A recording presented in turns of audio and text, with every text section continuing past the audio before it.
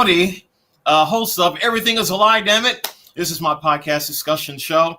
And my first show with two guests. They've been on before, and I got them together. These are two guys that I respect. One I know very well, and one I'm getting to know. Author Corey Injulat. I bought his book, Slavery Gone for Good. And his new book is The Book of Opposites, which is a very cleverly written book where everything is to be interpreted the opposite of what he wrote. For instance, the table of contents is the table of discontent, which, brilliant. And of course, my buddy, San Joaquin Valley Transparency, David. And I'm gonna show you two recent videos on his channel, and you will see why I respect the hell out of this guy. But I actually want both of y'all to introduce yourselves to the audience. So we'll start with Corey. So Corey, say hello to the people. Yeah, hello everybody, and I'm very glad to be here with our friends here who have been doing amazing work. I mean, I'm very just amazed. Like, I never thought I'd be connecting with like the audit community per se, or people who really question the police. But I think it's a very important step in our world that we question the people who are supposed to be our servants for the public and for the greater good of our society, right? We say we have these for our protection. But these are just people, these are human beings, and I think everybody in America especially sees this idea of the self-defense, the right to the ability to defend oneself as something so crucial and important that we might have to think the way we're utilizing our defense systems on the mass scale, because our founding fathers often wrote about this whole idea of this self-defense, Second Amendment or self-defense principle, as Mark Passio calls it, as being the way that we prevent tyranny, the way that we prevent the army or the military from going against its own population. So I think it's important that we consider, these different ideas and the people who are challenging those who are basically in the centralized police force that we call America and the U.S. military, because I actually created a whole documentary recently, which I know you're going to mention, is Boat World. And part 10 is actually going over the military and the police. And I actually share testimonies. I've interviewed veterans. I've interviewed all sorts of people who've gone down that path, who've had traumas, people who've been in and out of that system after many years. And so I'm just very grateful to be here, and my work is all about trying to bring a lot of different works together. I do specialize on the topic per se of abolitionism, slavery from the 1800s, permaculture, and food forestry as a method of solutions to grow food, create abundance worldwide, because scarcity is actually a leading cause of war. And opposites, of course, getting people to think differently, the opposite of everything in their life. Government as a whole, the whole idea of government in regards to statism or voluntarism, some ideas maybe you have heard of, maybe you haven't. I was very fortunate to run into some of these really alternative ideas and meet people who are living that lifestyle. I'm in Florida. I'm creating a community center on 5 acres. We're growing food together. I was actually just there today. We were planting a bunch of stuff, and I'm friends with people who live off-grid, who didn't ask for permission to build anything on their land. And this might frighten some people, but they are helping the community. They are feeding the world. They're demonstrating to everybody what freedom looks like in action.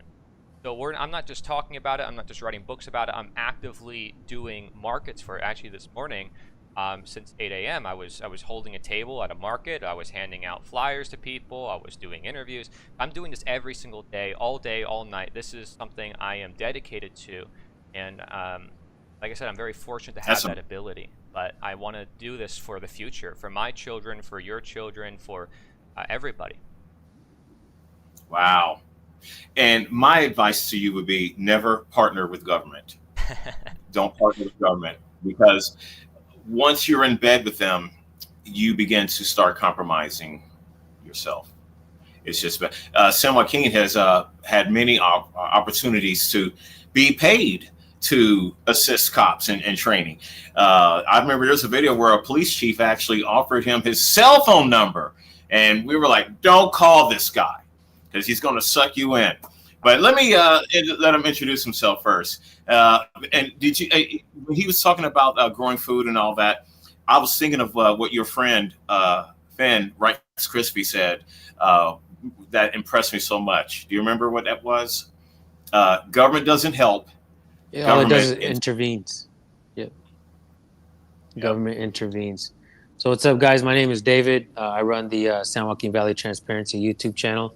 I kind of started off as an asshole with the camera, but I kind of, stepped it up and I tried to. I didn't really like seeing myself, kind of just being an asshole. So I started to change it up and ask questions, and we started to discover some patterns that cops don't really know the oath that they swear to, and I think that makes it dangerous for the cop and the individual, the people, and I think that the departments and the training facilities and all that, the academies, I think that they're failing cops and they're putting everybody in a dangerous position by giving them a gun and a badge and this presumed authority that they'll eventually turn into unbridled power if the people don't step it up and put them in check. So one of the things that I kind of started doing is just trying to better myself when I approach these cops, when I have these encounters, and also help other channels grow as well, because I believe that it's important for the entire nation to understand what our rights are and educate ourselves and educate our families and the police, because the academies aren't doing it. And we've seen a tremendous amount of arrests, unlawful arrests, way too many, and they're continuing to happen. And I think that it's really an easy fix. So yeah, that's kind of what we do. We also share news stories, and we try to find out certain things. Like a video you're gonna possibly show here in a little bit is of a cop who nobody really wanted to show what his name was. The local news wasn't giving up his name. The department was hiding his name, and it took me Yeah. about 4.5 to 5 hours to actually find this guy. And we'll get Wait till into you all see that. this, Corey. Wait till you see this. It's, I'm sure enough cops hate San Joaquin enough as it is, because he's responsible for at least 7 police chiefs Seven. either resigning or being fired, That's right. including one who tried to sneak his way back in by using a different name. And San Joaquin busted him on that as well. In fact, why don't we share the screen so we can go ahead and get to that? But do you have any questions for each other? No, I just I would like to say that I have a tremendous amount of respect for this man right here, Audis, and I also really do appreciate Corey. I know you reached out to me a long time ago. I remember reading your emails and stuff that you were talking about, and it's kind of hard for me to get back to everybody, but Yeah, no, good. I do remember you, and like I did, like I told you, I went to your channel and I seen some of the work that you're doing, and I'm pretty impressed, and I do believe that you deserve more support, more subscribers. So we'll see if we can make that happen as well. I appreciate that. Yes. And by the way, Corey, got your email with that PayPal, so I'll be doing that right after we do that. So, it's my pleasure. It's the least I can do. Yeah. Thank you, man. So this is the video that he was just talking about. So I don't know if you saw the viral video, Corey, but there was a cop literally chasing a man with his vehicle and trying to hit him. No one knew who this asshole. You're live streaming, so I'll try to keep my expletives to a minimum, because I know your audience. They like their truth G-rated. So I'll do my. Well, they respect you, and so I don't want to sully the You content can of say your whatever channel. you want. My dad says the F word every 3 words. He grew up in New York. What are you talking about? All right. I may not curse, but my family, on the other hand, my dad, I mean, he has a very thick New York accent. The minute you hear him, you'd be like, really? Oh, awesome. Yeah, Okay. you would love him. You kidding me? He would tell you the way it is, very honest, brutal. Why do you think I am the way? I'm honest, I'm brutal, but I'm also trying to, talk to people and reason. I get both worlds. So, getting back to the video. So that's Robert Parks. The video went viral. Nobody knew who it was. San Joaquin, he was restless one night. He couldn't sleep, and so he utilized that restlessness, and he said, "I'm going to strike this fucker," and he did. And so this video explains it. So this roided up cream puff fat face MFer here was exposed by this guy here on my show with me right now. So, and the guy got arrested. rest of it, but well, let's just watch it. It's only 3 minutes. But we did a lot of research and we found this cop's name. We have a civilian. This guy faces up to 65 years. And like I said, not even the local news were doing their due diligence by exposing who this cop is. I had to go through their Facebook and look at all their pictures and scroll, and it actually took me a long time. I would say a little over 4 hours. I couldn't sleep that night because I was determined to get his name. And I found it through this picture here. Check it out. First of all, I studied his face. I looked at his face for a long time. I looked at the tattoos. I wanted to get a good description of him in my head so that when I start scrolling, I know who the hell I'm looking for. And yes, folks, they did give this guy an award for Officer of the Month back in 2024. And that's how I was able to find him. Social media is a motherfucker, guys. It can be used for bad, but it could be used for good as well. And I'm doing my best to use it for the good. All right, so let me read to you this article really quick. A Baltimore police officer is facing major prison time after a viral video sparked public outrage and a full-scale investigation. Suspended officer Robert A. Parks has been indicted on charges including second-degree attempted murder. Actually, let me ask you. I wanted to know: is there a mugshot of this guy yet, David? I don't know. I sure would like to get it, but here's the thing about that. A lot of times when cops get arrested, they hide the mug shots as well. They've done it in Florida. They've done it in California. So we don't know yet. We don't know if we will get a mug shot, but it's very rare when you actually see a police officer's mug shot. Am I tripping, or do you often see that a lot? Or? And the three of us, we could be arrested, and it could be a completely wrongful arrest, but our mugshot would show up in a Google image shot search for the rest of our lives. Yeah. All right. So, okay. Murder, first and second degree assault, reckless driving, and misconduct of an officer after prosecutors say he tried to use his patrol car to run over a civilian. Is civilian actually the proper term to use here? In my opinion, the man is one of the people. I think it's important to address ourselves and other folks as such.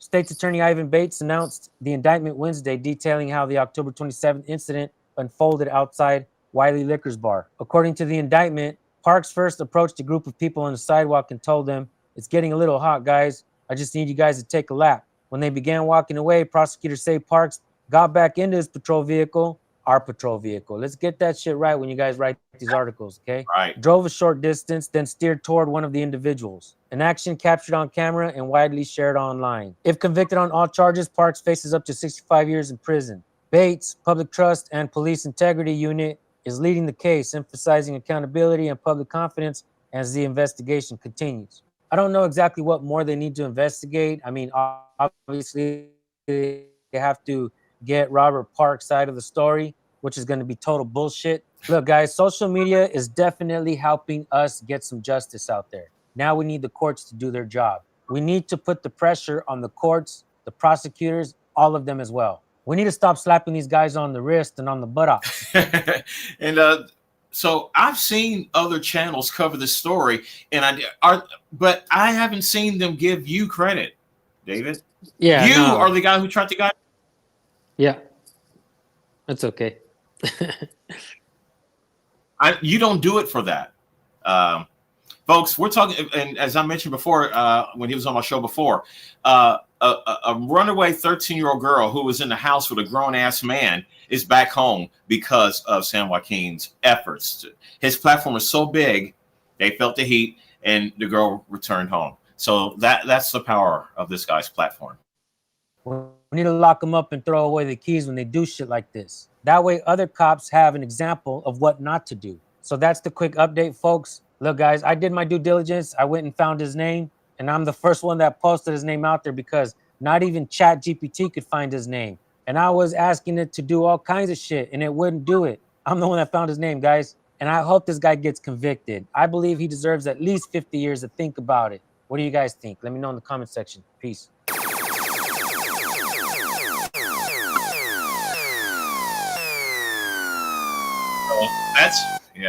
Look at this. That's him trying to run him over, Corey. Your wallet sucks. That's why we invented the Ridge wallet. Yeah.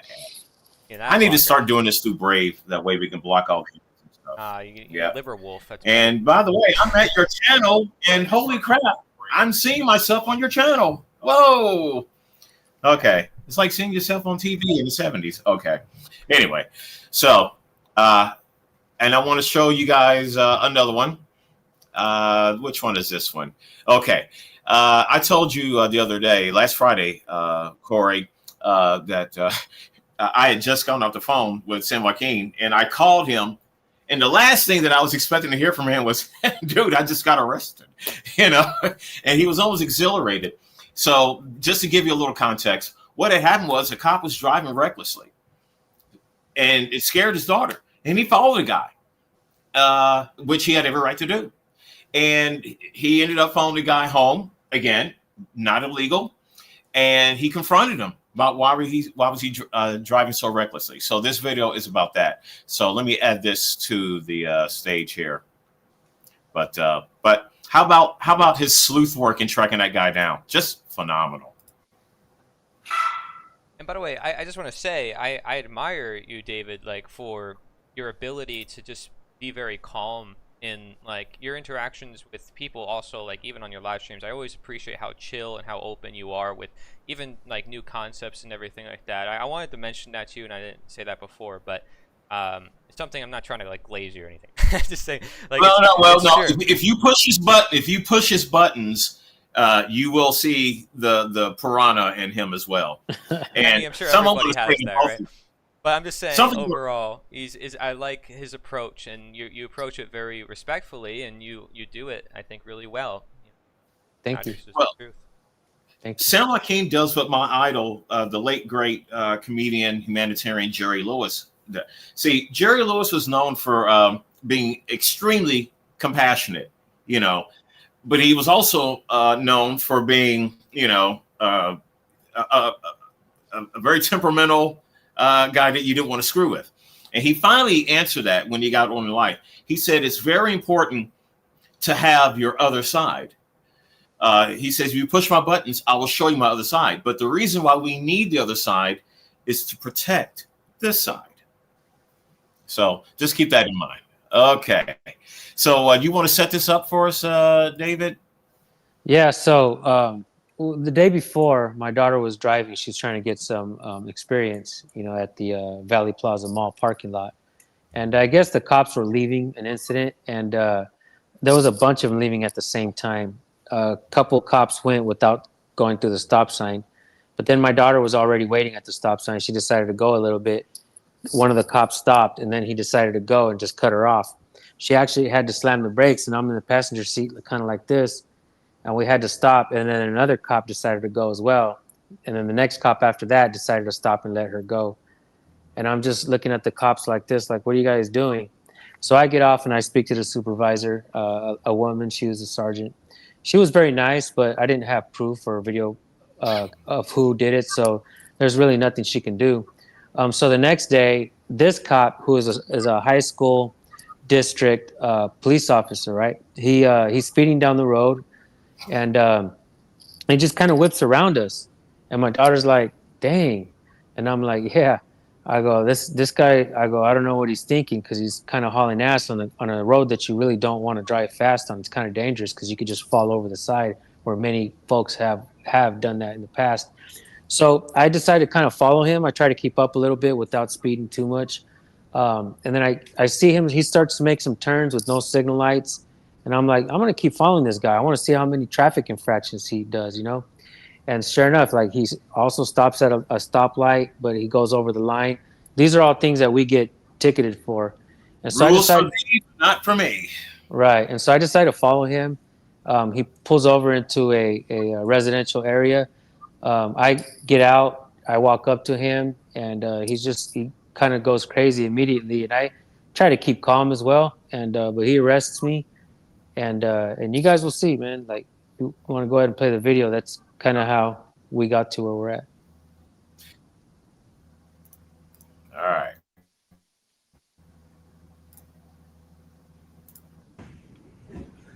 First off, you can turn off your camera. It's against the law for you to film an officer. No, it's not. Yes, it is. You can call the police department and you can file a complaint. You're more than you know. That's why I need your name and badge number. It's right so here. I can file the complaint. It's right here, and that's my call. So he's already starting out lying through his That's teeth. crazy.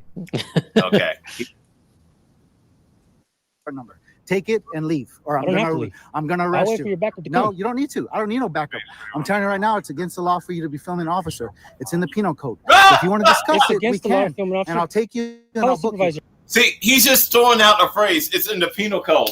He thinks that you don't know dick about the law. 148 This point is G. cop-splaining 101. Man, just woo. Get out here. I don't need to. Call the supervisor. Okay, Because you're so speeding. stop filming me. Huh? Did you tell me to pause it? Oh, sorry. I thought that was you were telling me to pause it. Or like I said, I'm gonna place you in handcuffs and place you under arrest. So it's your choice. Why are you shaking like that? Are I'm you not on shaking. drugs? Is that I'm why not you're shaking. driving recklessly the way you are?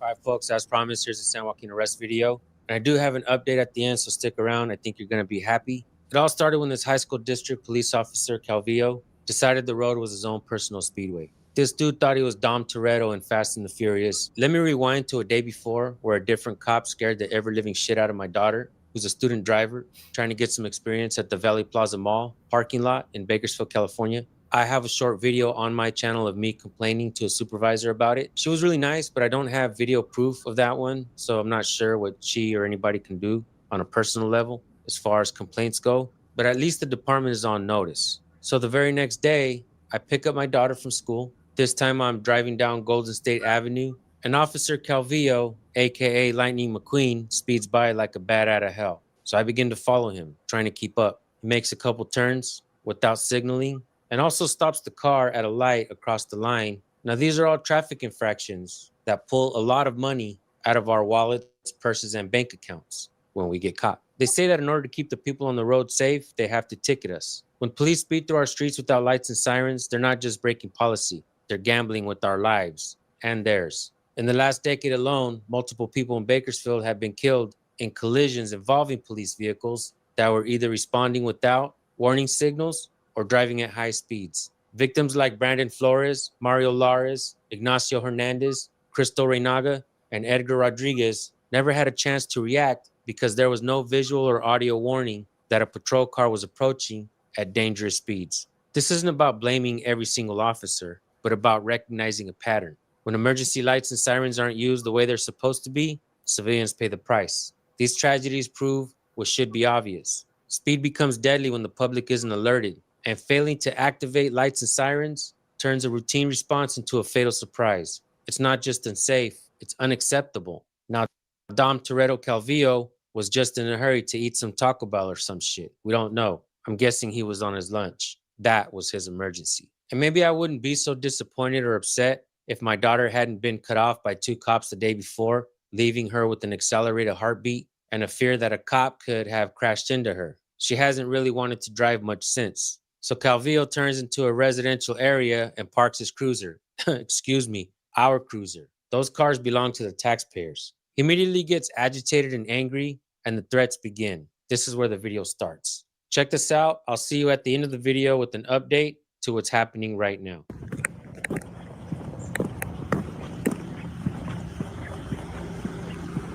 Five two two four.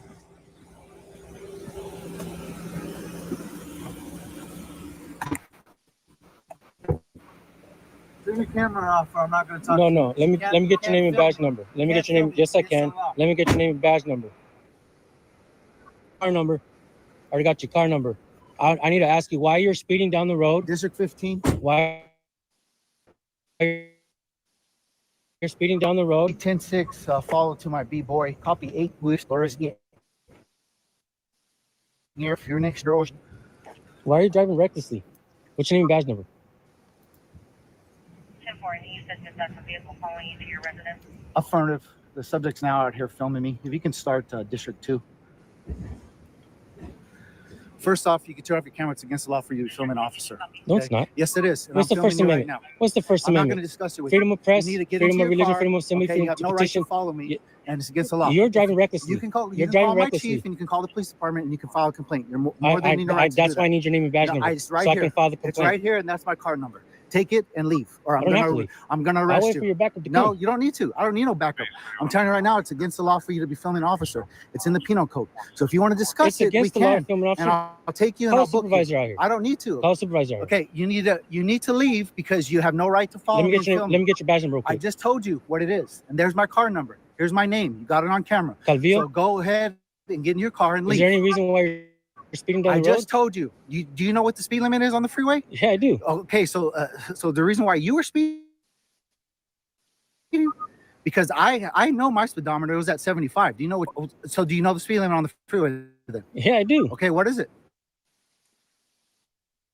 I know the speed limit. What is it? I'm not the one being questioned Okay. here. You are, No, because I you're can speeding. question you all you want. You're So speeding. stop filming me. Like I said, I'm gonna place you in handcuffs and place you under arrest, and everything you do after that in front of your daughter is gonna be on you. So it's your choice. Why are you shaking like that? Are I'm you not on shaking. drugs? Is that I'm why not you're shaking. driving recklessly the way you are? Stop, man. I haven't done anything illegal. Let's get the car and go. I just told you. Bro, you it's are. so messed up. I haven't seen this video, man, but crazy. I gave you multiple opportunities. Now this just happened this past Friday, and wait and watch how he's deliberately trying to hurt his hand. Okay, and remember he's in handcuffs. All right, Yeah. psychopath.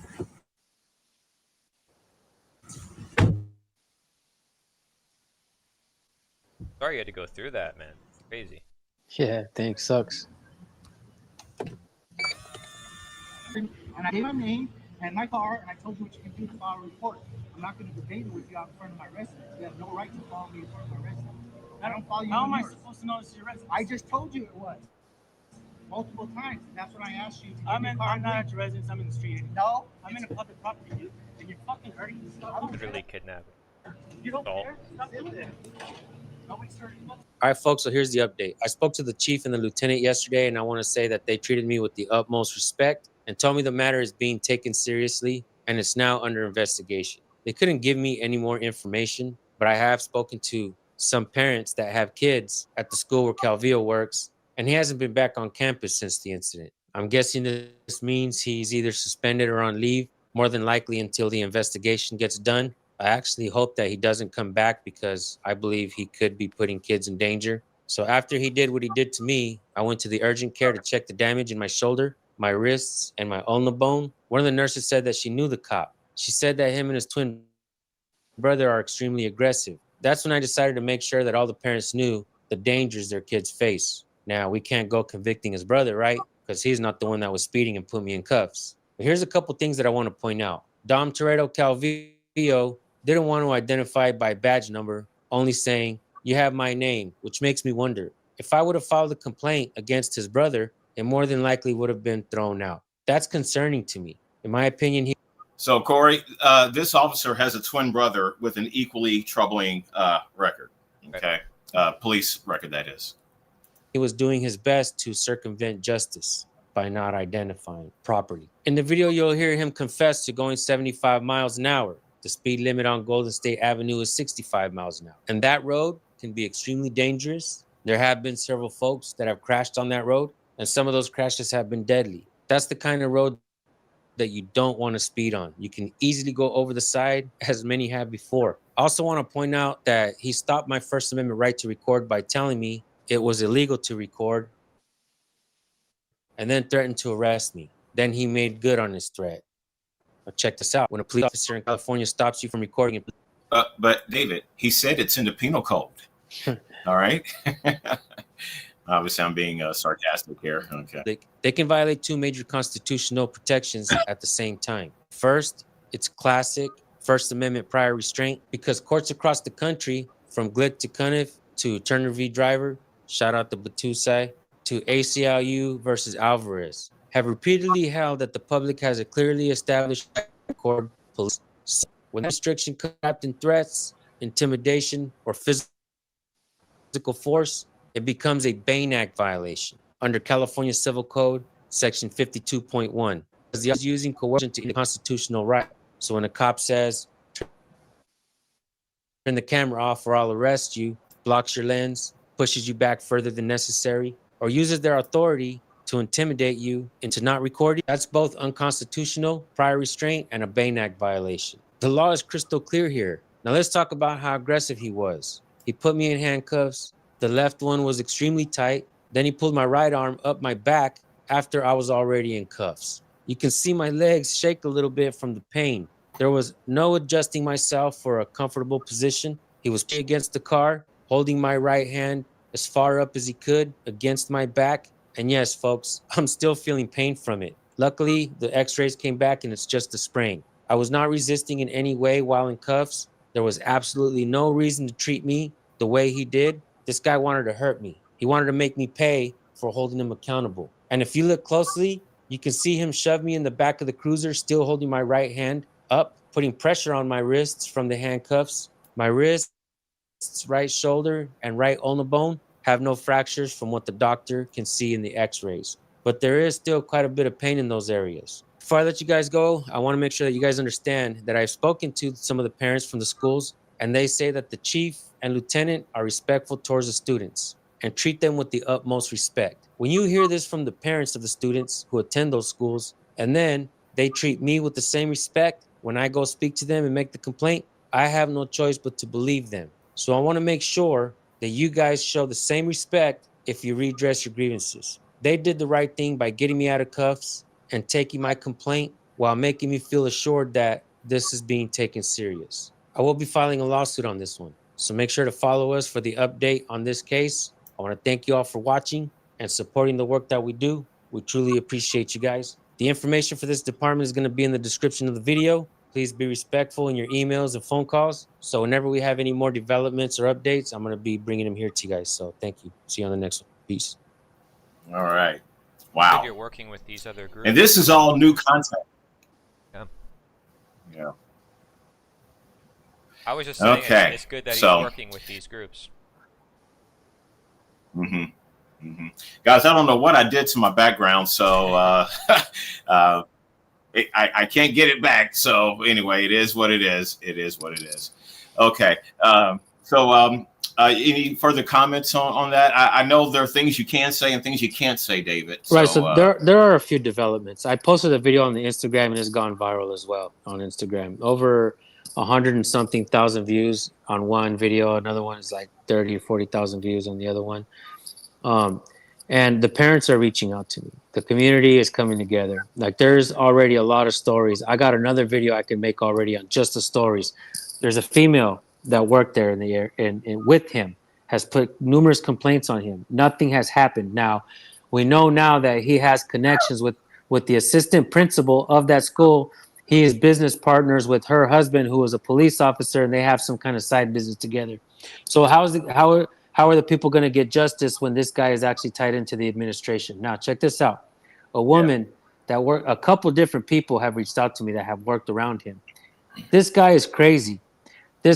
He got pissed off at a woman and put his finger on her forehead and pressed it against the wall and told her, "Don't you ever undermine me." He wasn't arrested then. He wasn't fired or suspended then. Okay, this guy has been a bully.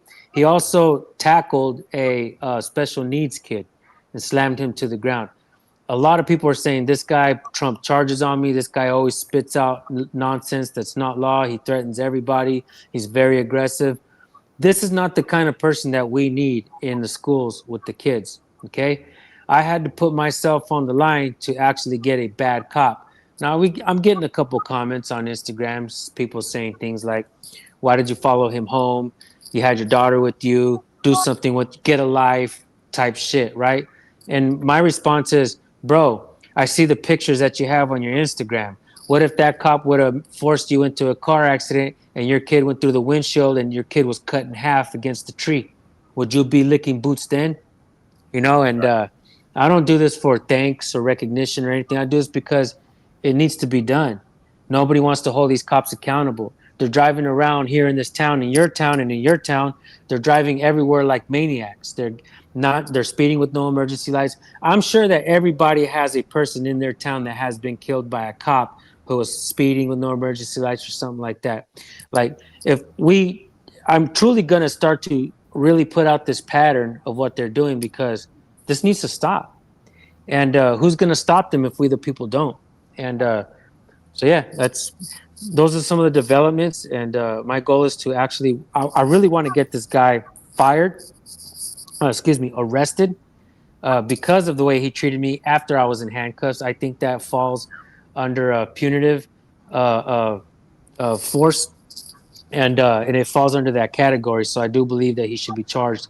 I also want to make sure that he's never allowed to work at a school or as a police officer ever again. So Yeah. he fucked around and find out.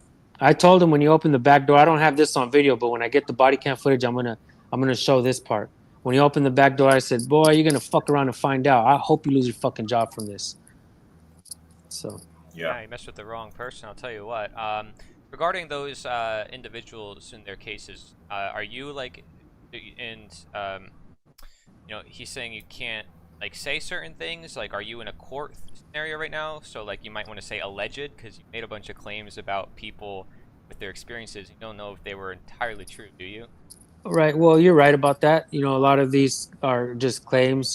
Things. I don't know if you want to disclaim that just in Well, case. let me. I plan to keep everyone anonymous.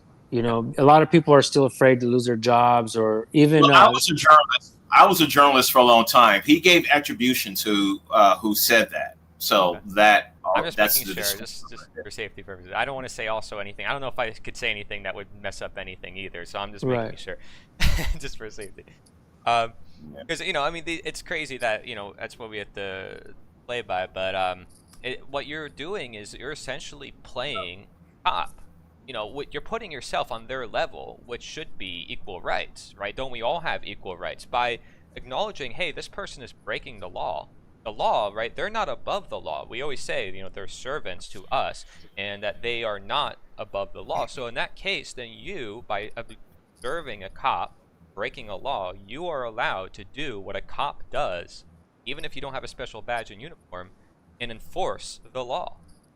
Yeah, I don't see a absolutely. problem with that. Right. And actually, I'm glad you say that. Let me give a quick shout out to my friend Jason Bassler at the original Police the Police. Him and Matt Agris, Jason Bassler, Matt Agris are the original Police the Police guys. And that's exactly what I'm doing there. I'm policing the police. It needs to be done.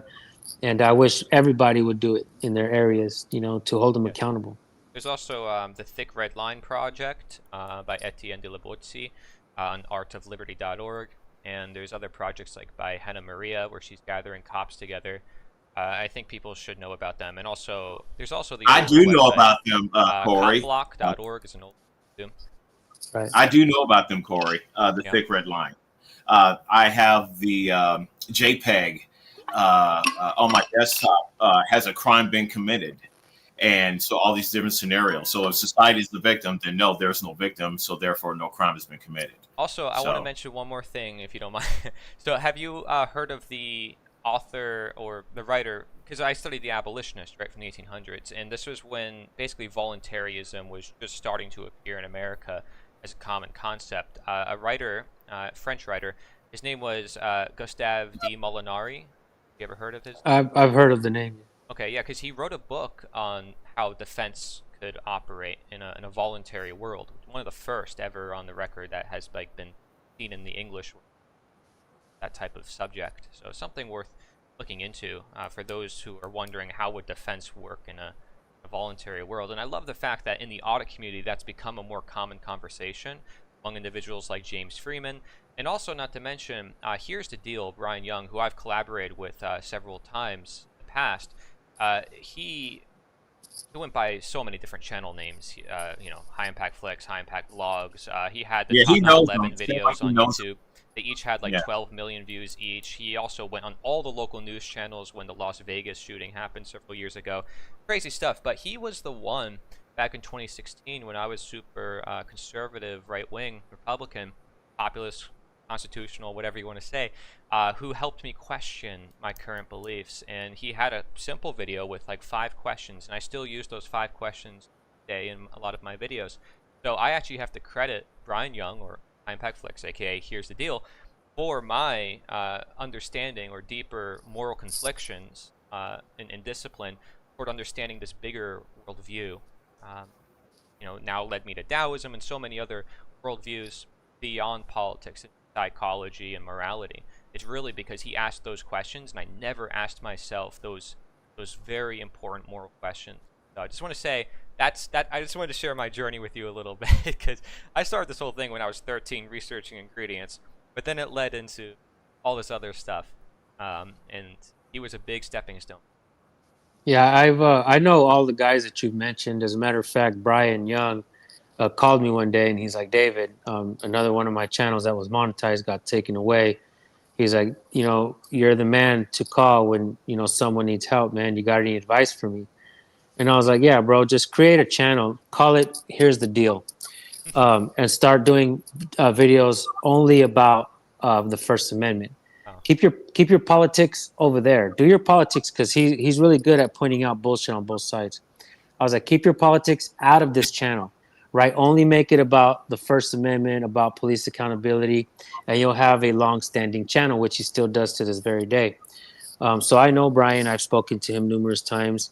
I know James Freeman, and I'll say this: mostly everybody that I speak to, they get a lot of their information or their knowledge, their understanding, the difference between statism and voluntarism and stuff like that. A lot of them get it from Jason Vassar, the guy I just mentioned, the original Police the Police guy. He also runs the Free Thought Project website, which is an amazing website. Dude questions everything. And actually, Jason and I sat down here on my kitchen table one day and we had this conversation. I'm like, look, bro, I've been on the fence. I've tried to wrestle within myself. Am I a statist? Am I a voluntarist? Up to this very day, I can say that I'm still a statist at heart. It sucks. I don't want to be that. But also, my heart is telling me that we can survive in a voluntarist society. We can actually do a better job. We don't need all the bureaucracy stopping us. We don't need all the intervention from the government, to do these things. If we build little houses and give them to the homeless, they fucking rip them apart. They tear them down. Whatever it is that we try to do to help people, they're arresting us for they're citing us for feeding the homeless people. They're stopping us from helping society. That's not a good way. That's what kind of statism is like. So for instance, still to this very day, I think to myself, okay, well, we kind of need pay cops to go get the murderers, rapists, robbers, killers, bank robbers, type shit like that, right? But at the same time, if you're that type of statist, you got to understand that when we pay tax dollars, even though we want that doesn't mean that that's all we're going to get. That means we have to get the road piracy, and everything else, under the sun, where they take advantage of the people. They, target us in many ways, hide from us just to ticket us, things like that. And so it's hard to stay in the mindset of a statist when you truly understand that we could actually do. Here's a great example of what I'm talking about, guys. The predator poachers. You guys have heard of that community? The predator poacher community. So these guys go out and they act like they're young online, and then they catch all these predators. And these guys were catching CEOs of Sony, of all these big ass companies. They're catching heavy preachers, cops, FBI, yes, kinds of military, teachers, yes, clergy, name it. There's one channel in particular out of San Diego. His channel was called People v. Preds. This guy caught over 300 suspects or people in 1 year. Okay? That's almost one predator a day. They call him a vigilante. He had done more to catch predators in 1 year than that entire department had done in over 5 years. What does that tell you? They're not really out there. I've seen cops get mad at predator catchers. Absolutely. And here's the most disturbing thing I ever saw. One predator was caught, called the police, and then they talked to the predator catcher, and this blew my mind. The cop actually used the phrase minor attracted person. That's a problem. Because, there was this movement there's this grooming agenda, and the predators in our government, they're the ones who coined that phrase. So when I heard a cop use that, I thought, oh, geez. There's these guys on Instagram that I follow. There's several different channels. A lot of folks are doing this as well. Instagram is kind of badass because they allow this shit to stay on. But these guys will catch these predators and they'll slap the shit out of them. Just like wham and wham and wham. I fucking love it. I don't Oh, know. I've never seen anyone hit him. Okay. Oh, dude. Yeah, I'll send you some Instagram video links, and I'm loving this shit, man. Predator poachers are badass. You know? That's Yeah. cool to see. I mean, I actually have on my notes one of my video ideas is I wanted to show how influencers and businesses and all the people who are not in the government are actually helping do so much. Like how many anti-scam channels there are, right? Like for instance, there's so many scammers in India, and we know this for like tech support, all that, and the government does not care at all about solving that scenario. Most likely because they're also involved with a lot of these cartels, and same thing with a lot of other governments in the world. But the influencers exposing them and then finding their addresses and then having hidden cameras and sending them gifts, like it's genius, and it's actually stopping scams from happening overseas and saving people thousands of dollars. So like that's just an example of a small thing, and you add that to what you shared and then other things, it's just unbelievable. So. Well, Let me ask you guys a quick question. Like I the other day I'm sitting there pooping and thinking, right? And I'm telling Best myself, time to do it. right? And I'm like, damn, like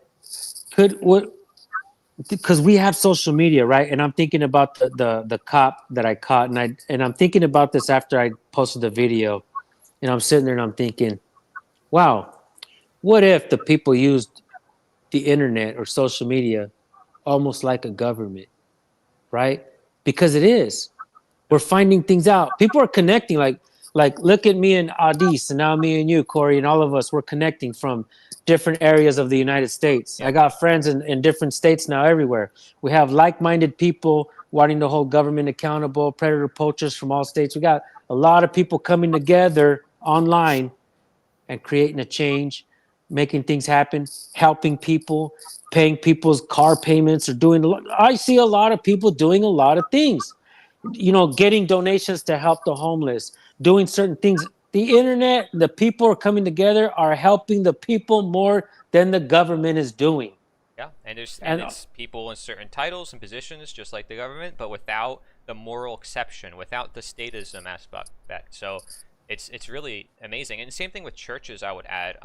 The amount of work nonprofits do on a day-to-day basis in America, I mean, people underestimate that. But like I've gone to a lot of these local churches. There's like churches on every block here in Florida. They do so much work for people constantly. So it's just something to consider, right? If you add that on top of it as well. right. well, gentlemen, let me be that guy. Okay. Do y'all really think that child trafficking would be a multi-billion-dollar black market without government running it? No. All right.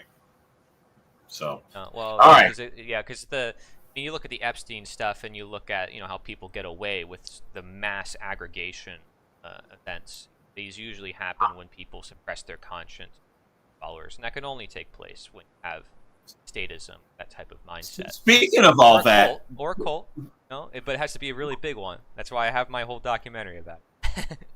do y'all think that this is all? I am blown away by what's been revealed, and that Trump is. Well, I knew he was lying anyway, but now there's proof that he was lying. Is he throwing himself on the sword? Is this part of a bigger script? We'll wrap it up soon, David. Don't worry. Okay. sorry, guys. No, I just had a long day, but keep going. What the hell was I saying? Oh, Well, do Trump. you feel like he's throwing himself on the sword, or do you really feel this is a true expose, and it's also exposing how Israel basically has him by the balls? I could look here's my take on Trump. Like when he started talking about I'm gonna drain the swamp and I'm gonna do this and that, I was like, yeah, man, this is the kind of shit that I want to see, right? I want to see motherfucking our government who's compromised. I want to see them get all busted. But here's the thing. Something I didn't realize during his first administration, something I realized only now because a lot of this is coming out. When you look at Trump, what's funny is there was a post the other day that says, it's funny, we've been trying to find out if Trump is on the Epstein files, but now we're finding out that Epstein is actually on the Trump files. Because if you really think about it, who is John Casablancas? a guy who, with Trump, started these teen pageant shits out there in Florida. Okay, who is Roy Cohn? Roy Cohn is a groomer. Roy Cohn is people, someone who's a lawyer who is helped groom Trump to become who he is, to sue people, to go after people. You know, so a lot of the people that supposedly were gonna expose Trump, like Epstein. I don't believe Epstein is dead, but supposedly Epstein came up dead. Virginia Giuffre or whatever her name is, she ended up dead. A lot of these people have ended up dead who have tried to come out against Trump, and now Yeah. all of this shit is coming out. Yep. What is it going to take for people to actually jump off this train and say, this is not some kind of fear mongering, this is not some kind of fucking what's going to happen now, what's going to happen next, is Trump 10 steps ahead of everybody? Maybe he was, when he was lying to everybody to make everybody believe he's part of the swamp, man. It's hard to fucking deny it now, you know, He with all showed the shit that's come out. Whether he he was showed is us or in his isn't. first term who he was. He showed us in his first term who he was. Listen, He showed us. I mean, my dad worked Yeah. for him. You know, like my dad was in Local 3 electrician, New York, and you know, like I said, I fell head over heels for the guy in 2016. I know everything about him. I went to all the rallies and all that stuff, and I fell into that energy because a lot of young people did. And he could be a genuine guy. He could be thinking everything he's doing is right, and you know, that doesn't mean that the position that he has is morally right, and it doesn't mean that there isn't going to be a corruption that occurs naturally from that position and the expectations that come with it and the titles, etc. You can do good for the country, but you know what that's going to do is put people back into another slumber where then they say, oh, well, okay, I could suppress my conscience again and is everything's okay. There's always it's you have to go back to like the ancient roots of government, and this is what all the anarchists don't do, or the voluntarist people in this movement. They don't go back to ancient Mesopotamia 6,000 years ago. They don't realize Julius Caesar and all the emperors in the beginning times who thought they were kings of the world, kings of the land. They were worshipped by people, and they were the first law codes, the Code of Ur-Nammu and Code of Hammurabi, were all about protecting the weak, strong, and creating these greater good justifications. But the way they did it was from conquering other people and making them slaves. That is the first governments. And every single government has been based on slavery or conquest or war, capture, indoctrination, jailing system. You cannot have a government without it, and you cannot have slavery without it. These two go hand in hand as practices, and I feel like it's such a missing conversation because these terms have changed. Even after the times in Rome, they didn't like the word king. They're like, we're done with kings because kings were always getting assassinated because people never liked them. So we changed it to a republic.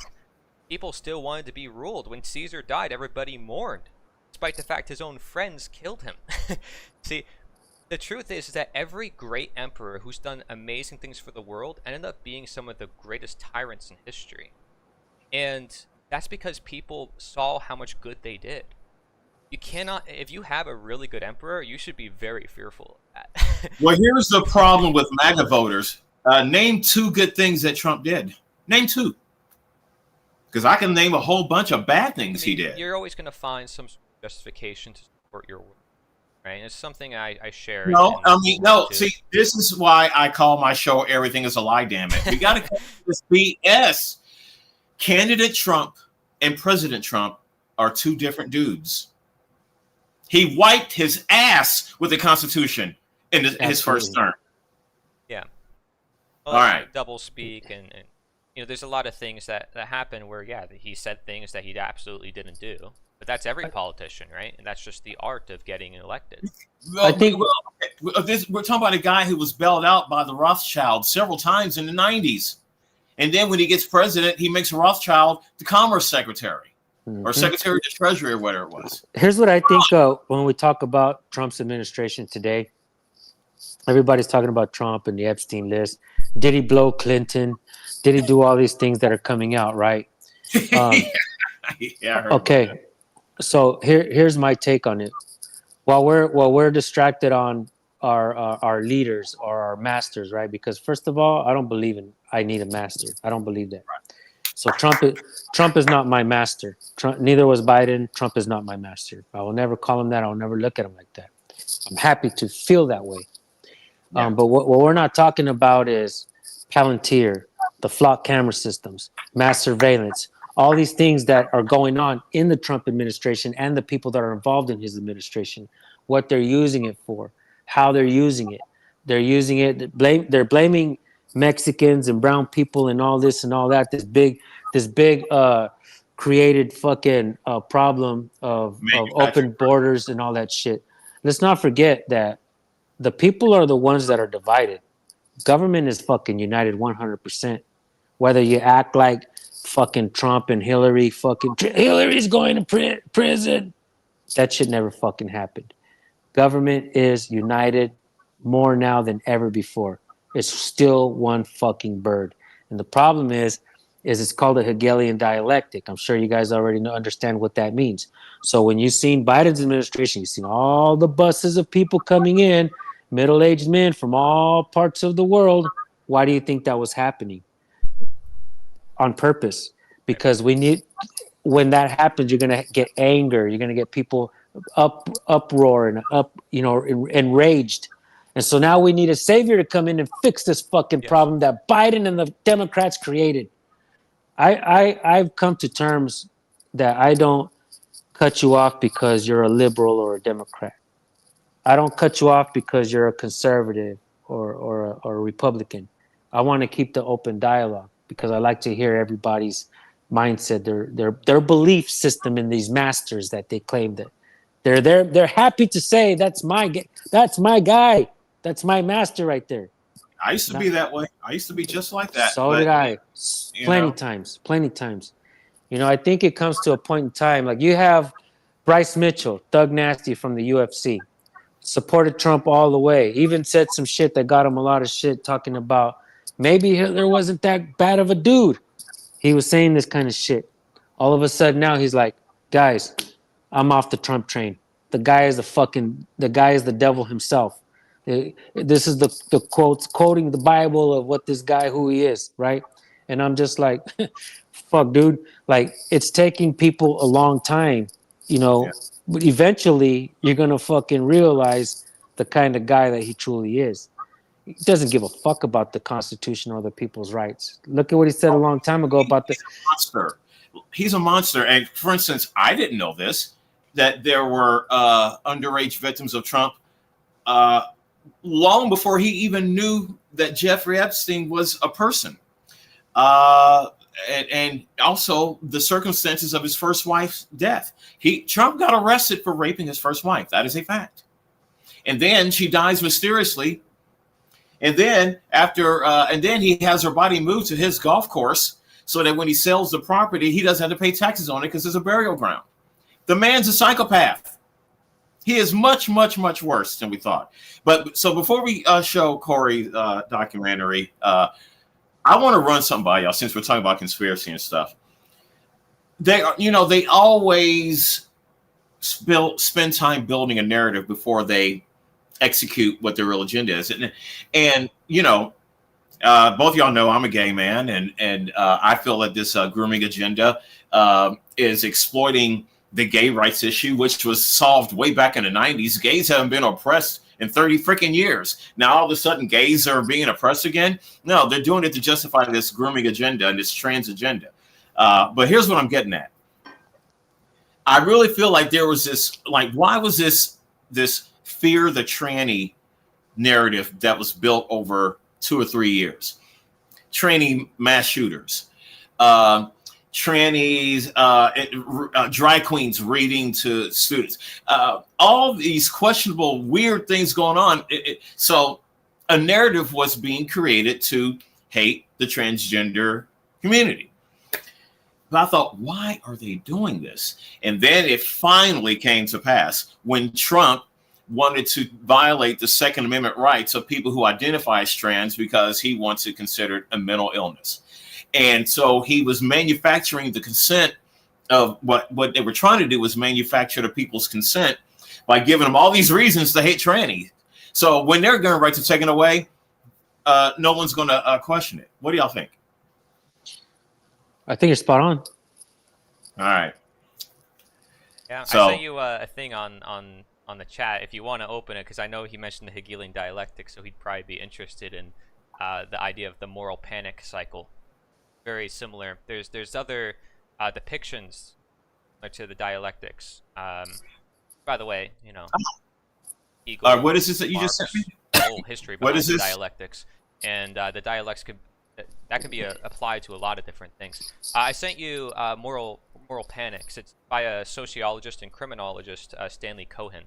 Created a cycle Okay. that actually shows how they take a certain action or a crime or an event in history, and then how it gets spinned through. All right. Well, we'll take a look at that before we. All right. So Maybe we'll to share, take a because peek. he'd probably be interested in it. This, by the way, is from a project I run, which I consider to be the largest project on the psychology of authoritarianism in history. We compiled thousands of sources on the psychology of statism and improving it through studies and through all the people who have done the work through many years, including a lot of healthcare perspective here, because I was partnered with psychotherapists and psychologists for this project. So we talk about medicine, we talk about how that interacts with the state, we talk about the deeper belief systems that practitioners don't know about, because democide is one of the leading causes of death, which is death by government. So that's something that should concern health practitioners. They care about the health of their patient. There's a lot of trauma from the media, etc. But I sent you a specific link, I think, to a certain slide. So I guess it didn't link the specific slide. Here, let me give you this link. This link is better. I'm sorry about that. Oh, Use that one. It's I'm all sorry. Sorry. I'm just glad I figured out how to do this stuff now. So. Yeah, no, good job, man. Okay. All right. Oh, here's another one. Okay. Yeah, this one. By the links to way, specific David, one. Excellent commentary, my friend. That was Yeah. excellent. Thank you. Honestly. When you get on a roll, you know, you're a credit to your race. Yeah, the people in the comments, by the way, have been listening to us. They like hearing this. I Yeah, think a lot- mandatory. I'm constantly thinking Go about ahead. shit, man. Like I'm seeing things. I'm constantly fucking getting lost in the scroll, and I'm reading things, and I'm thinking things, and I'm trying to tie things in together. It's like that movie where the guy takes the pill and his fucking mind starts working. Like it's everything he's ever learned, he remembers. You know, it's like, but Is this the one, Corey? So, Story? yep. Uh, That's the stages of moral panics. And so just something to think about. If he wants, it's about the dialectics in a different way. All right. All right. I will get that to him. Yeah. All right. So let's take a peek at the documentary series that you've been sharing. So, and then I'll let y'all go home. Well, actually, you're already home. You know what I mean. I'm gonna be watching the fights here pretty soon, man. Oh, sick. Dude, you got to come on over. We got a movie theater. I'll watch it with you. Hell yeah. I plan to go back to Florida soon, man, and visit my Oh. friend Rice Crispy. Dude, if you do, I'll set up a whole event on the land. We'll do a bonfire if it's in the winter, and we're actually going to do a massive potluck. I invite speakers all the time, and I'll do all the networking, and we have local businesses that bring food. We'll do a whole thing. That'd be cool. That'd be How super far sick. away are you from Nashville? Like, if I drove to you, how long would that take? About 8 hours, maybe. Wait, me or him? Oh, I'm sorry, Florida. Do you think I'm gonna drive to California? Are you crazy? Hell no. Okay, so to Okay. me, I mean, I'm in Tampa, so I don't know how long it'll take you from Nashville. That's Google Maps. I have no clue.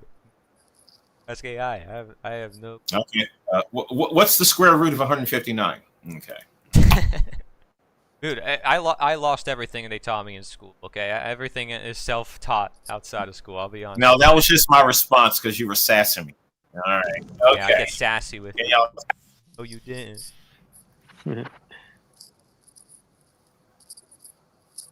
we want to progress further down the road of a child or understand where the school is getting its material from, who are the providers for the school, what is going to be this higher education, then we'd want to look at academia. A cult that is recruiting some of America's best and brightest young people. This cult has centers in every major city and many small towns, and it keeps its victims for years. Those who get caught in its clutches end up coming out years later unemployed, deeply in debt, sometimes even homeless, and physically and mentally battered. What am I talking about? I'm talking about universities. Universities that dangle the dream of advanced degrees in front of smart and talented people with the promise of illustrious and secure careers in academia at the end of it. They extract years of effort, tens or hundreds of thousands of dollars in payment, only to eject those masters and PhDs at the end with job prospects, self-esteem, sometimes even physical health, and certainly credit rating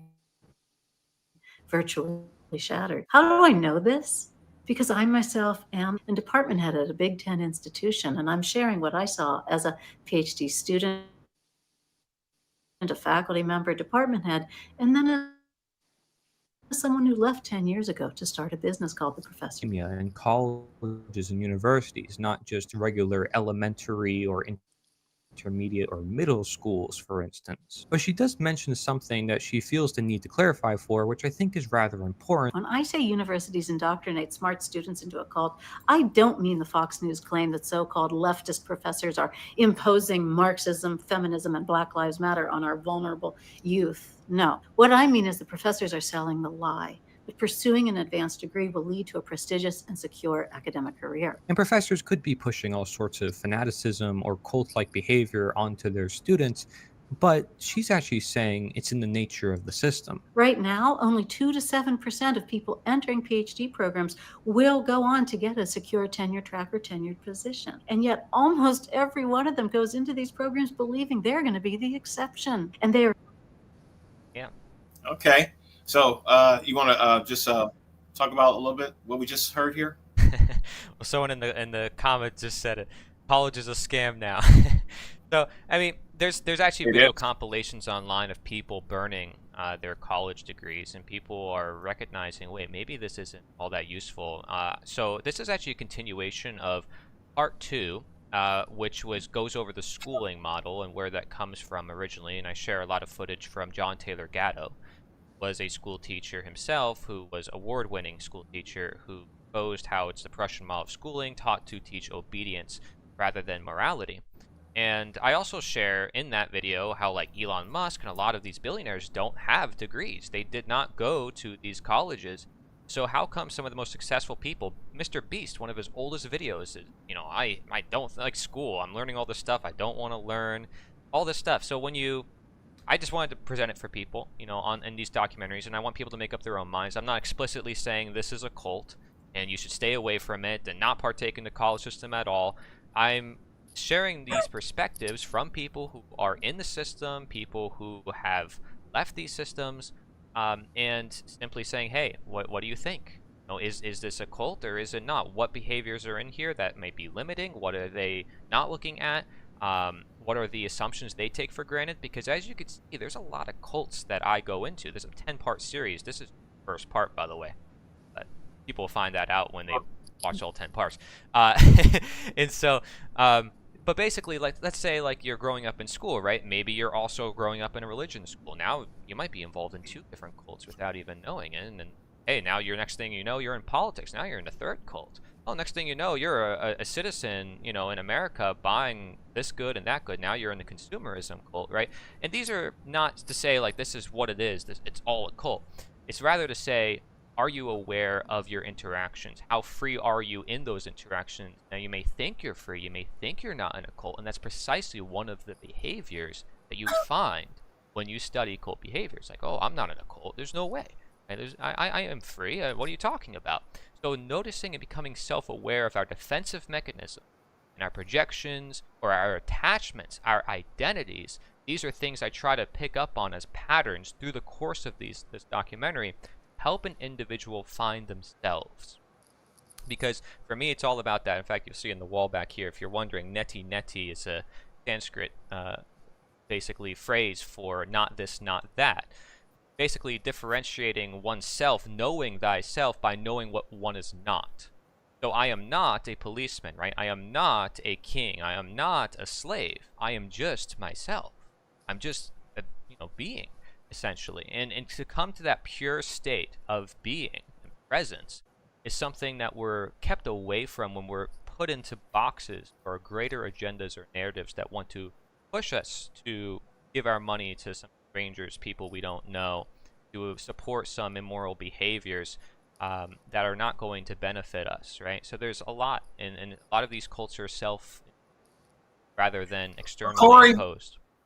Corey, you're probably not going to like what I'm about to say. First of all, everything you say is the truth. Everything you say is the truth. And again, I'm used to being that guy because I'm a subscriber of yours. You know, I don't know. I've been a subscriber of yours. I don't know how long, like a year and a half or something like that now. And I totally respect your analysis. But what I feel is missing, and this may be a willful deletion from your analysis. I truly believe that a lot of what's right and what's wrong is because there is good and there is evil. I don't think you talk about the evil enough. Yes, we do need to be aware. We need to own who we are. We need to unslave ourselves. But the reason that these systems exist is because there is a thing called evil and there are people who serve it. Why don't you talk about that more? I think I'm curious about what you mean, considering the fact cults are pretty heavy. Okay, like we're just saying about colleges and the professors who are in these PhD programs and how what they toe the establishment line. Well, colleges are also very much part of the whole secret societies, Masons and all that stuff, and Sure. So that's mentioned in part 4, the Freemasons. Okay. I have a question, I guess. Maybe in any of your series, does it talk about Robert Maxwell's company and how his books have been spread out throughout the curriculum, throughout the schools of this country for so long? Could he have been compromised? You know, from my understanding, he has ties to the Mossad. Things like that. So if Israel is very influential in America and the way we do things, they use people to become influential, to do things, to get certain things done. And so about Robert Maxwell, Ghislaine Maxwell's father? Yeah, dude, he owns like a lot of the big book companies that fucking have the curriculum that go through our schools. So we've obviously heard, because this ties into you, Audis, everything is a lie, damn it. Now we've all heard this. Everything that we've been taught in school is a fucking lie, right? Maybe not everything, but the things that we're being taught is really not the real history, the real things that have fucking happened. So is it possible that we should completely reframe this whole schooling system, get rid of the old fucking curriculum books? Because I do understand that there are really good professors out there with good intentions, really good teachers out there that do want to help the kids and teach the kids. They have no fucking power because they get fired once they don't follow the curriculum, right? So is it possible? Good people being used for greater agendas. Right. That's how it works. So I mean, okay, to answer your question, the thing is that I talk a lot about psychology and philosophy, and if you go back on my channel to the very beginning, yeah, I'm talking about 5G and surveillance, Zionism, and all the stuff that you're not supposed to talk about, which now finally the social media platforms are allowing you to talk more about. Right. But the thing is that I'm trying to reach mainstream crowds and bring mainstream voices that do oppose the mainstream narrative to the table. Okay. And that's part of the reason why I like the on-the-street interviews, because I'm not trying to challenge people. I'm not trying to prove a worldview. I'm not trying to say there's a massive conspiracy. What I want people to see is psychological like contradictions within themselves, self-analysis of oneself, because even the people in the conspiracy groups have such an ego and attachment to what they think is true, and they're relying on aspects of the past or what other people say, and it's not a firm ground to stand on as a timeless or universal idea. So a lot of what I deal with is stuff that will last. Like this series I created, because of the nature of the way I approach it, it will last forever. Because like even the schooling thing, I don't talk about like a specific sect of schooling that was created in a certain time period with certain books and certain individuals and how it was exactly funded. Like I do mention the Rockefellers and I do mention some of that here and there, but like the majority of it is understanding the nature of what is homeschooling, what does it mean to be public schooled, like because those general frameworks can be applied in so many different ways. And the way cults indoctrinate people, and the way they also use conspiracy theorists, by the way, is by reinventing lies. You know this, mixing lies to mix truths. That is precisely how they continue the game. So if you break it down to the roots, the things that they can't really change, psychology, the mindsets, then you really break everything. It's just why a lot of people watch Mark Passio's natural law seminar and everything breaks for them. It's not just one thing, it's everything, because he's getting down to like such a fundamental idea, which is like there's natural laws inherent in the universe, and that's why God is such a powerful concept, and you find that as a recurring theme in this documentary. Because basically everything is idolatry if you follow religion to its core. Consumerism is idolatry. If you go to a college and you worship your diploma, that's idolatry. If you worship a teacher, that's idolatry. If you worship a governor, that's idolatry. If you worship sports, that's idolatry. But, it depends. There's a lot of dependencies, and I don't like to make generalizations, and I don't like to talk about conspiracies as much anymore, because I think I want to become more approachable. I want to talk more with average people, and I believe people are generally good. I can respect. Yeah, I can respect. I can give you guys an example regarding schooling and stuff like that. So, for instance, like some of these things, they are facts. You can look at some of these things like conspiracies, but a lot of these things are facts, right? Like who's involved in certain curriculum, certain things like that. Here's another fact. When people start to understand these things and they see these things and they don't like these things, a lot more people today are homeschooling their kids more now today than ever before. Now check this out. You guys are gonna like this. We've homeschooled our kids for a lot of years. I got friends that homeschool their kids. We talk as parents. What can we do? How can we teach our kids, educate our kids? What can we do with our kids? We like to teach our kids with hands-on stuff. Now let me tell you guys something. Ever since my wife and I, we started raising our kids when they were small, there's a website called imdb.com.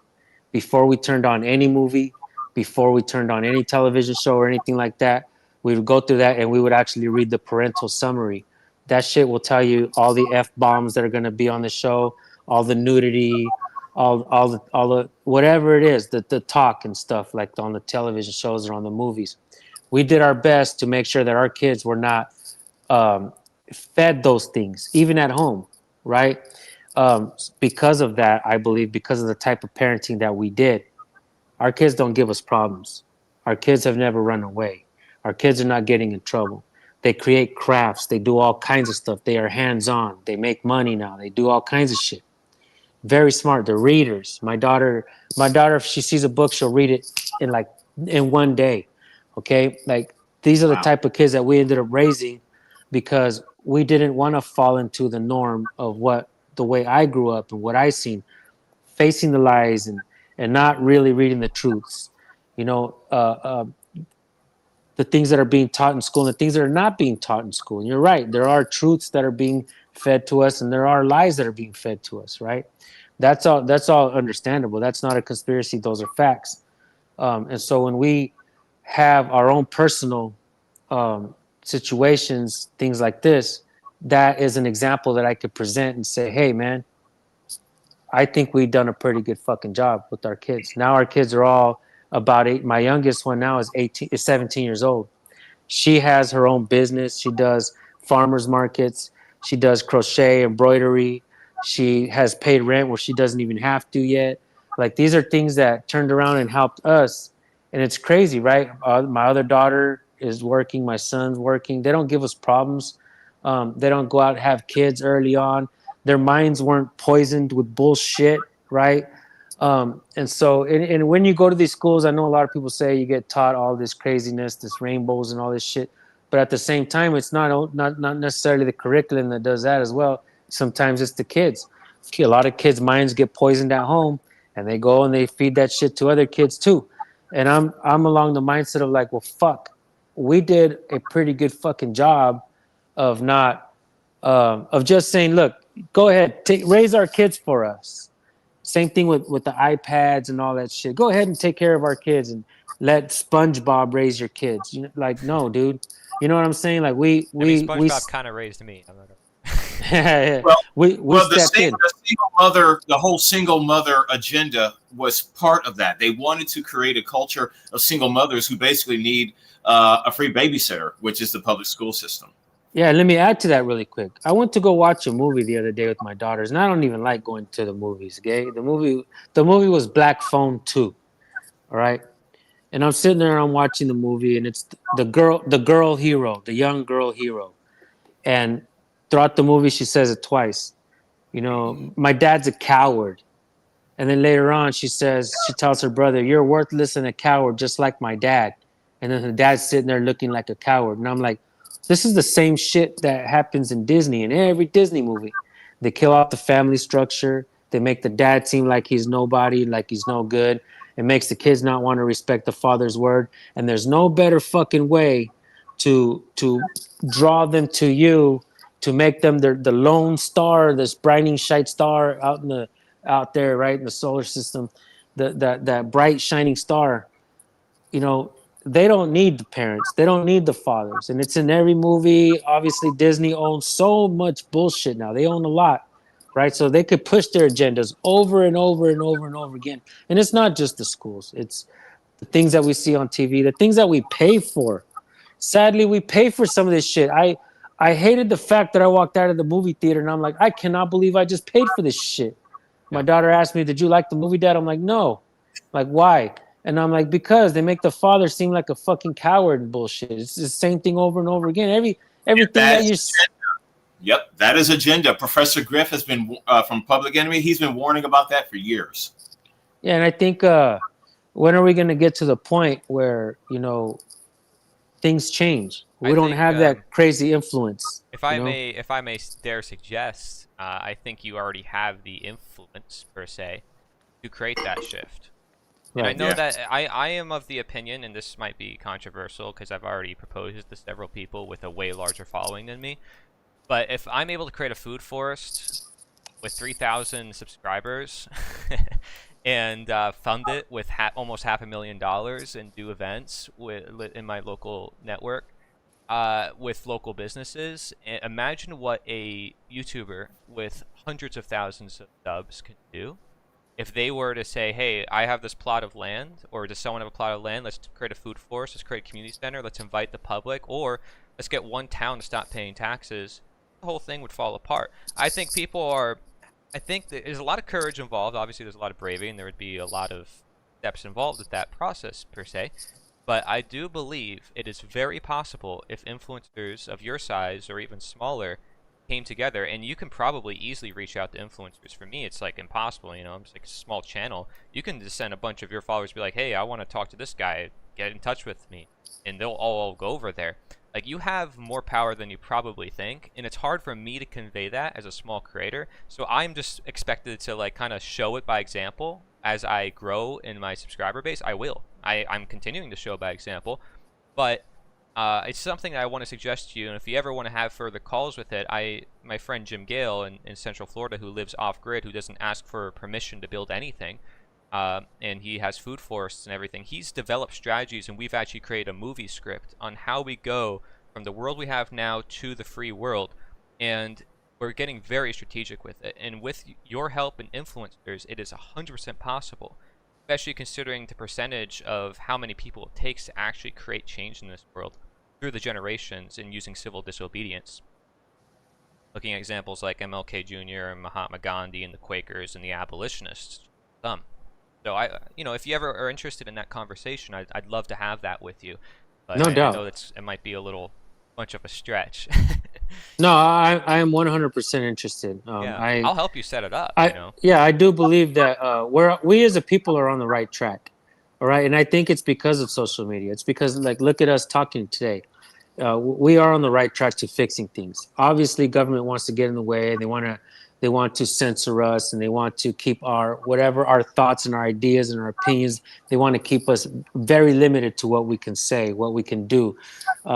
For instance, farming, growing things. They want to, even if you plant a citrus tree out here in California, the government wants to come and fucking check your citrus. Yeah. Wow. I mean, think about it. You know what I'm saying? Like, That is let me ask you guys this. paying for you. Why is it illegal? Why doesn't the government create parks where there's a bunch of fruit trees where people can go eat for free? Why not? If the government didn't get involved, the people would have already done that a long ass time ago. Yeah. They do Right? here in Florida. They worked years tirelessly to make it happen. So we have an example to show. So like with someone with your influence, you can literally shine a beacon of light on some of the people who've done great work.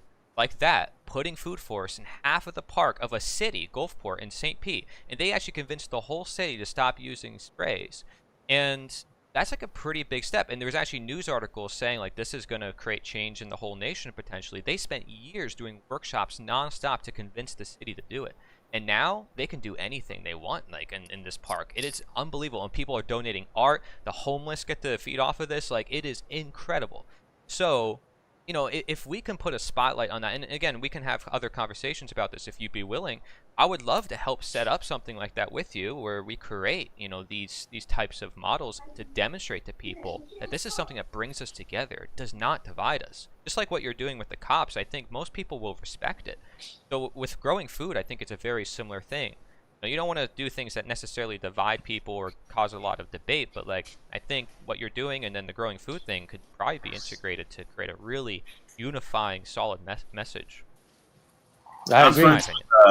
I'm friends with a guy in East Tennessee who is an agorist, and he's a homesteader. He hosts a podcast called Agora, the podcast. And I'm going to be doing a show with him soon. We're going to call it Prepping for Dummies. And just the basics on how just any person who wants to just kind of phase out of relying on government options to being self-reliant. So that, and myself included. So, but as you can see, I want to keep this around 90 minutes. I pulled up San Joaquin's website. So this is recordthepolice.tv. So, and I'm a member. In fact, I was your very first paid member, I believe. Right? Yeah, you were. Yeah. And I pay for the whole year. So, and he will have content there that you won't see on YouTube, and also be a great way to support him. So, again, the website is Is it watch.recordthepolice.tv or is it's recordthepolice.tv? Recordthepolice.tv. So, people, please support my friend. And we talked about a lot of heavy stuff, and I'm glad I connected you too. But I want to end. Does anybody know a joke? A joke. What do they call a gay ice cream man? Ooh, hang on. Gay ice cream man. I'm thinking it's got something to do with pop and sickle. I don't know what. Dairy Queen. Oh. I don't know. Yeah. Well, as you can see, that doesn't. I don't know. No, that's good. No, I have a sense of humor about all that stuff. Well, all right, I'll tell y'all my favorite joke by my idol, Jerry Lewis, okay? There's a lady, she's getting married, and she goes to the bridal shop because she needs a wedding dress. And she says to the guy at the counter, I want a virginal wedding dress, pure white. I said, you want a virgin wedding gown, but you've been married 3 times before, but you want a virgin wedding gown? And she said, well, my first husband was a psychologist, and all he wanted to do was just talk about it. My second husband was an optometrist, and all he wanted to do was just look at it. And my third husband was a stamp collector. Him, I miss. All right, never mind. Okay. That's funny. Thank you. All right. Thank you, Corey. Thank you, David. Hope we all can do this again. And again, I'm glad that I was at least able to bring y'all together. Again, I'm not going to do anything to benefit your platforms. If anything, you're helping me. So I appreciate it. Yeah, no doubt. And these are educational talks, man. I really do appreciate it. I think you're doing good stuff, Corey. Adis, you obviously do great stuff. And let's keep it going, man. I think that we can work together. We can continue to build communities. We can continue to make this world a better place for all of us to live in, for our children and our children's children. We have social media. We've already used social media to do this, right? We already learned how to do that, and to play video games and to watch nonsense and sports and all that shit. but there are people also using social media to benefit the people, to benefit ourselves and each other, and to grow and to learn, to educate. I mean, just think about the First Amendment auditing community in itself. I spoke earlier on the predator poacher community. It's an amazing community. But in this First Amendment auditing community, you have all walks of life. You have black, white, gay, straight, man, woman, short, tall, pretty or ugly. You have everybody involved, right? Which is cool. Left and right, red and blue. You have everybody involved in it because we all have a common mindset that freedom is important. We have certain rights, inalienable rights, these natural rights that we have, right? These are things that we have. I never understood that the Constitution wasn't written to give us our rights. It was written to limit the scope of authority that government has over us. And when you are able to truly understand that, it makes a difference. You empower yourself. You don't lose that. And like I said, I've never seen a community before where it brings and invites everybody in together. Now I know there's a lot of bullshit involved, a lot of people bumping heads, and a lot of different stuff involved. But for the most part, this community is an amazing one because we are learning from each other. We're all connecting, connecting the dots from state to state, city to city, putting pressure on our public officials, weeding out certain public officials. I just recently did some work in Arvin where I connected with, public officials that are no longer working there, who have been fired because of bad public officials who were winning over there. The community came together. A private investigator gave me some information. So in order to create change on a local scale, sometimes it does create you doing work on a local scale with local people, with the community, connecting with, certain public officials, at least the good ones, connecting with private investigators, connecting with whoever you can to create a change in your city, using our platforms to highlight these things to create certain change. We just recently did that here, and if I can do it, anybody can do it in any town, in every town, and we should at least try to start going to city council meetings. We obviously pay for the theaters that are very expensive, but if we go spend a little bit of time in our city council meetings, that shit is hella entertaining. You know what I mean?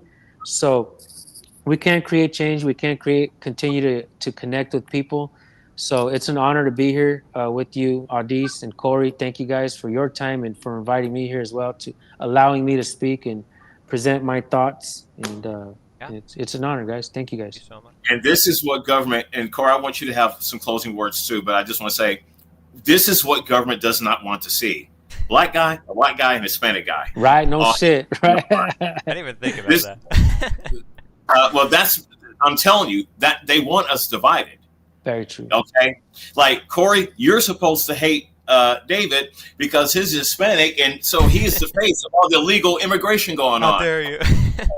And I'm supposed to hate both of y'all because y'all are heterosexuals oppressing my rights, and because of critical race theory, I'm supposed to hate you, Corey, because every failure I've had in my life was because of the white man. You didn't use my pronouns correctly. Yes. So, all right. You'll have the last word, Corey. Thank you. I appreciate it. You guys are both super cool, and everybody in the chat, thank you for staying by, hanging out, sharing your thoughts with us as well. I really agree with the sentiments. Dan Joaquin, right? Is saying that right? See, I never say your name right. That's why I never say it. Yeah, you said it. You said it right. Yes, I said it right. And I really appreciate your insights. And I think it's important that you have that humility in that community. So I do want to strategize, and I think if we do more local and online events and projects, that will come to our benefit. The abolitionists organized through anti-slavery societies all across the nation, and they were very unified on the message. And I think if we had something very similar to that, because a lot of people in the freedom community are kind of all over the place. One day it's UFOs, next day it's Bigfoot, next day it's 9/11, next day it's, I don't know, Israel, next day it's China, next day it's Trump or whatever. If we can kind of be very much focused on freedom and voluntarism or very specific things, but still, of course, have those conversations, but know what the action is, I think a great shift can happen. And I think it does rely on influencers if they wanted it to happen very quickly, and then putting pressure on bigger influencers, say Joe Rogan or Elon Musk or what have you, as well. and not to be dependent on them, but always having that open mind and saying, hey, join us. What we're doing is helping the world. Corey, that's not going to happen, brother. Yeah, but Okay. but here's the thing, right? You never know where people are. Jim Gale, who was a billionaire, who bought the land on Central Florida, who's off grid, he was closed-minded to this. He had a spiritual awakening one day, and it could happen to anybody at any time. You don't know.